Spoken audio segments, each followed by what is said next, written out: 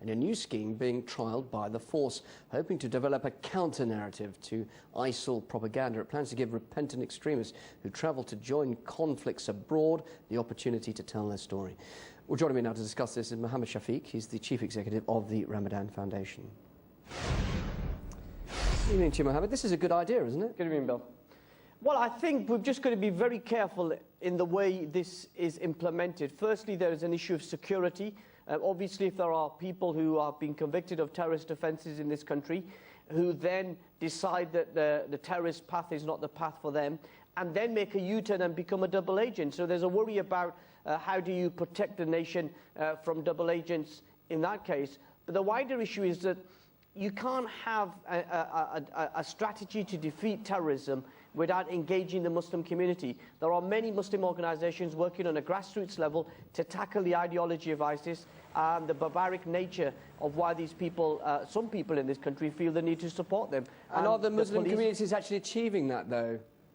Well, I think, you know, it's a mixed bag. Obviously, we don't hear about the stories of the people that have been stopped from going to Syria, the people who've been stopped from being groomed. But we are hearing in the media all the stories about those that have gone out. So I think, you know, the media narrative needs to change, and Western foreign policy needs to change. Far often what happens in these cases is we see foreign countries, particularly Muslim countries, bombed, and then Britain and America and other countries feel as if there won't be any repercussions to that. So we've got to you know, better our foreign policy.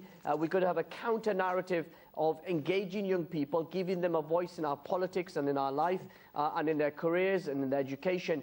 And above all, we've got to reject the evil ideology that underpins ISIS. And until we do that, we won't make progress. Of course, this counter-narrative idea, essentially, it is a good idea. Surely, ISIS videos paint life in places like Syria very differently as to what it actually is. They're promised all the comforts of home, like games, consoles and sports. And, of course, the reality is very different. And if that message is put across to those who are young and naive and perhaps being brainwashed, they may change their minds.